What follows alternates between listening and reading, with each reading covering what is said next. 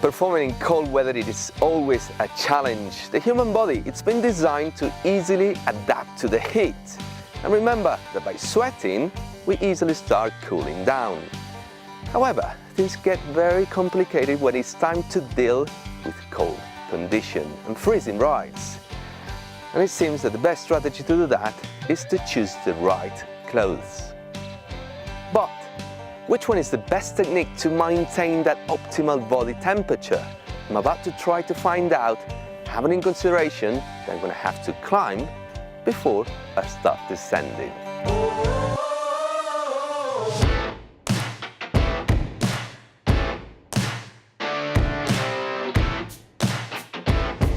To do that, we came today to the Pyrenees, an area of extreme weather conditions. The place is Fontanera Climb, just about 10 kilometers long, very exposed at the bottom, but quite sheltered at the top, especially considering that that forest doesn't help at all to melt the snow. We have to expect that the conditions will be pretty tough. To avoid that low temperature, I haven't chosen none other than my old kit that I used to wear during my cycling career.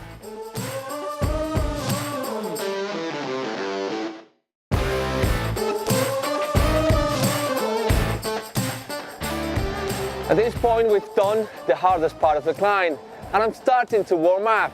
Therefore I'm sweating as well, which is at this point my best friend. But ironically, it will turn into my worst enemy at the top of the climb if I don't let it evaporate.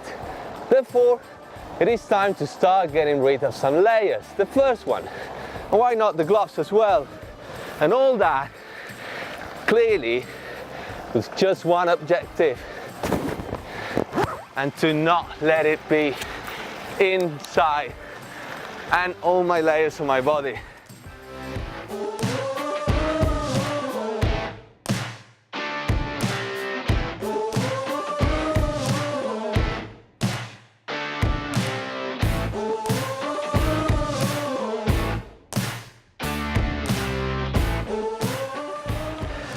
It's about 0 degrees in here and I'm still sweating. I would say even sweating more and more as soon as I'm climbing.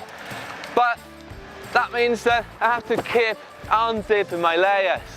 And more importantly, remember this, the air being so dry and getting through my throat is something that I don't want, because I want it completely warm getting into my lungs.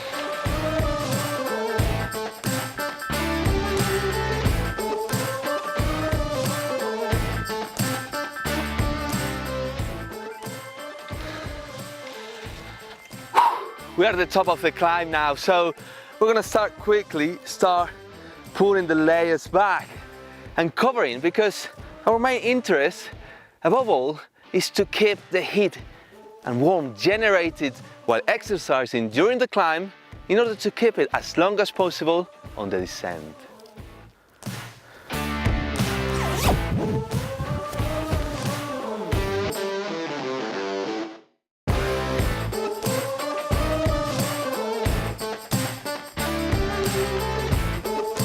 Descending always goes along with the wind chill effect, and that actually provokes a big threat, which is vasoconstriction, that avoids the blood coming to my hands, which makes it very difficult to steer and bringing the risk of crashing actually higher.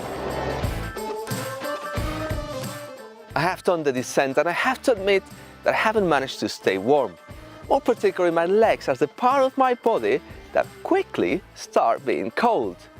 And that's an issue, because in case I want to be back on the bike and do another climb, it will take quite a long time to warm up and work efficiently on that optimal body temperature.